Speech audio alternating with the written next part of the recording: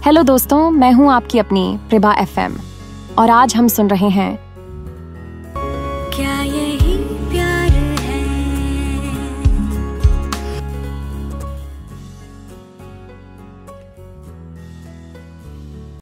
Miss Malhotra, मुझे पुराने सारे डेटा का क्लीन अप कराना है, वरुण ने गंभीर लहजे में कहा। आप डेटा एनालिसिस में अच्छी हैं, इसलिए ये कुछ हार्ड ड्राइव्स हैं। इनमें से क्या रखना है और क्या डिलीट करना है ये मैं बाद में बताऊंगा।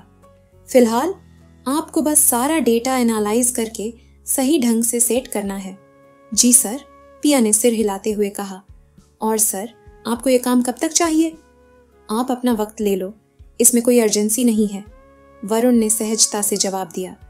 ठीक है सर, पिया ने मुस्कुराकर कहा और बाहर जाने को मुड़ी। तभी उसे कुछ याद आया। सर, नानीसा ने रिक्वेस्ट की थी कि स्कूल के बाद रीना को उस नए गार्डन में लेकर जाऊं।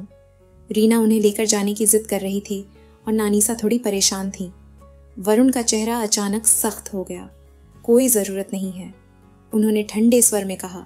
मैं खुद लेकर जाऊंगा जब वक्त मिलेगा। आपको ये सब करने की ज़रूरत नहीं, आप बस अपना काम कीजिए। ठीक है, तो मैं नानीसा को बोल देती हूँ कि आपने मना किया है, पिया ने शांति से जवाब दिया। वरुण भड़क उठे। You again trying to blackmail me? उन्होंने झुंझलाहट में फोन उठाया और पिया के सामने ही कॉल मिलाया। हेलो माँ, उनका स्वर अब भी तीखा था। आगे से आप बिना मुझसे पूछे मिस मल्होत्रा को रीना का कोई पर्सनल काम मत दीजिए। मैं उन्हें ऑफिस के काम के लिए सैलरी देता हूँ, रीना को संभालने के लिए नहीं। अरे पर मेरी बात तो सुन, तू इतना चिढ़ क्यों रहा है? नानीसा की आवाज चिंता में डूबी थी। बाद में बात करता हूँ माँ, अभी बिजी हूँ, कहकर वरुण ने कॉल काट दिया। पिया की तरफ देखते हुए बोले, भाट, मेरा मुंह क्या देख रही हो? जाओ अपना काम करो। सड़ू कहीं का, पिया बुदबुदाई और भुनभुनाती हुई बाहर निकल गई। दोपहर के करीब 2:30 बजे थे। आसमान में काले घने बादल छा चुके थे और माहौल देखकर लग रहा था जैसे शाम के 6-7 बज चुके हों। साफ दिखाई दे रहा था कि एक तूफानी बारिश आने वाली है।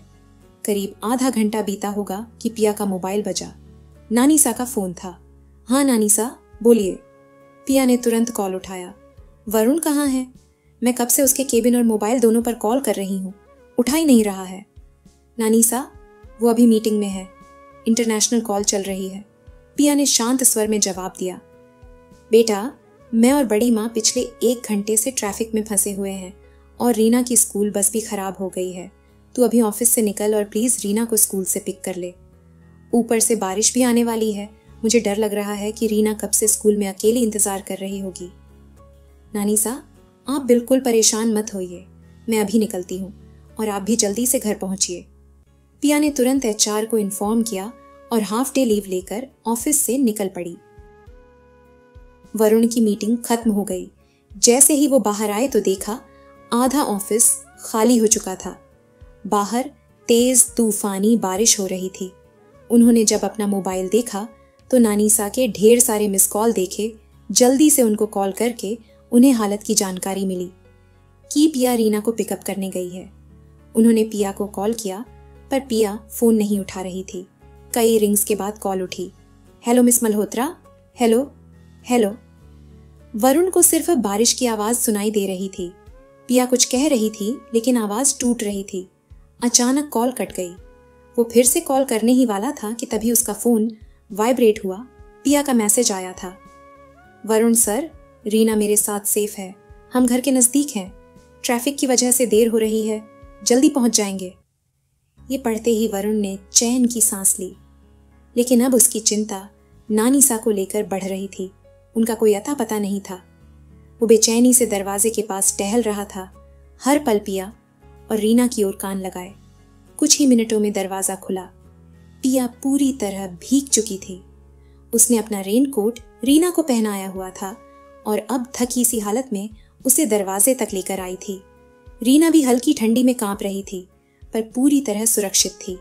वरुण तुरंत दौड़कर टॉवेल लाया और रीना के भीगे बालों को पोंछने लगा। पिया वहीं दरवाजे के पास खड़ी थी, भीगी हुई, थकी हुई और फिर भी सुकून में थी कि रीना सुरक्षित है।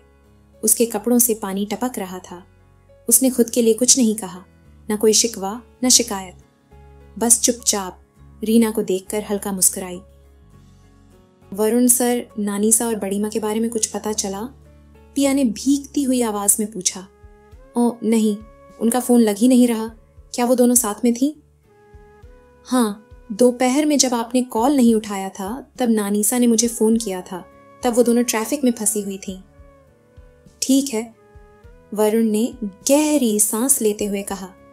अगर नानीसा का कॉल आए तो मुझे जरूर बताइएगा प्लीज। ये कहकर पिया दरवाजे की ओर मुड़ गई। ठीक है, गुड नाइट, वरुण ने धीमे से कहा और दरवाजा बंद कर दिया। लेकिन तभी पिया का मोबाइल बजा। बड़ी माँ का कॉल था। हेलो पियू, मैं और नानीसा घर पहुंच गए हैं, तू कहाँ है? बड़ी माँ, मैं भी रीना के साथ सुरक्षित घर पहुंच चुकी हूँ। अच्छा सुन, बाहर बहुत तेज तूफान है, कई पेड़ गिर गए हैं रास्तों पर, तू अभी बाहर मत निकल। ओके जी बड़ी माँ, आप भी अपना ध्यान रखिए। पिया ने कॉल काटा, लेकिन उसके कदम वहीं नहीं रुके। वो दरवाजे से बाहर निकल गई, भारी बारिश में, बिना छाते के, भीगती हुई। उसने स्कूटी स्टार्ट करने की कोशिश की, पर स्कूटी किसी जिद्दी बच्चे की तरह जिद पर अड़ी थी, स्टार्ट ही नहीं हो रही थी। कई कोशिशों के बाद हार कर उसने गार्ड को बोलकर स्कूटी वहीं छोड़ दी और तेज बारिश में भीगती हुई गेट के बाहर निकल पड़ी। क्या यही प्यार है?